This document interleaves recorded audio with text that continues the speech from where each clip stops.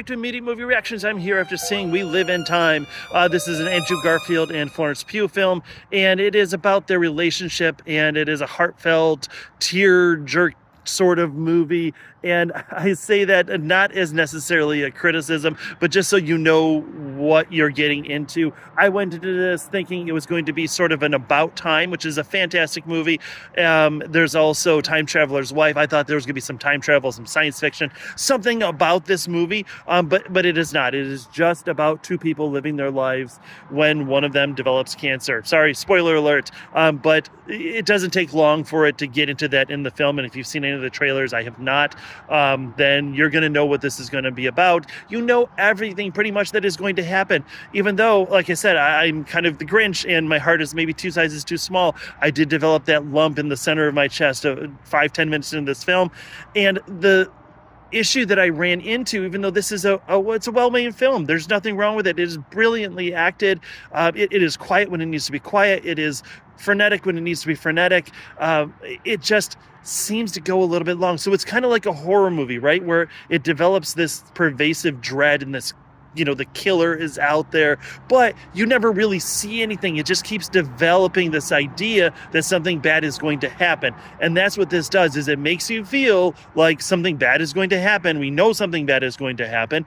And it kind of makes you feel sad all the time, except maybe it had that opposite effect, because I was bought right in. Like I said, Andrew Garfield is my favorite Spider-Man. Florence Pugh was absolutely amazing. I think one of the best actors of our time, even though, wow, she's getting naked a lot. I did not expect to see nudity to this extent in this film, but I think it's done well, even though maybe it could have been avoided. But anyway, what happens is that you have that feeling of emotion, that feeling of dread, and you just kind of sit in it. And for a while, I just kind of said, maybe it's time to move it on. Maybe we see the end of her life, and then what happens after that, right? Because all it's doing is it's kind of letting us sit in that trauma for, I think, way too long. Like I said, everything about this movie seems to work. I would say that I'm kind of sick of films and TVs and shows and whatever about cooking and chefs and whatever. It's sort of like being an advertisement agent in the 80s, right? Like that was the big thing, and now this is about being chefs, and it's a big part of this film. And unfortunately, I mean, it's okay. They could literally have done just about anything else with her character, and they do kind of go down a couple paths that maybe they should have explored a little bit more, but they throw so much against the wall. Like I said, I felt like eventually I did just seen enough, and I wanted to see more about their family and how everyone else it's affecting the world around her as she's going through this. So the other thing that I would say is that it does jump back and forth chronologically. Is not an A to B to C movie. This goes back from, starting out with them finding out about the return of the cancer, and then going back to how they met, and that back and forth. And really, you can only tell the time by A, where they're living, and B, what state her hair is in, whether it's short hair or long hair, or whether it's shaved off, and that's how you kind of figure it out. Luckily, toward the end, they do just settle into that one storyline, and I think that makes it a little bit stronger there.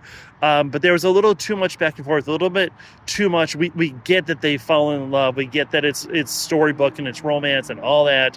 I wanted to see a little bit more about how are they actually dealing with the trauma, and what are their own personalities and their ideologies. What are they bringing into it? So anyways, there we are. I think Andrew Garfield is amazing. I think Florence Pugh is absolutely amazing. I don't think that this is a movie that you need to rush out and see at the theater. So see it, stream it, or skip it. I would say stream it. Definitely stream it. But this is kind of a Fault in Their Stars, Walk to Remember, where that, and Andrew Garfield is the hero of this film. Florence Pugh is kind of a dick.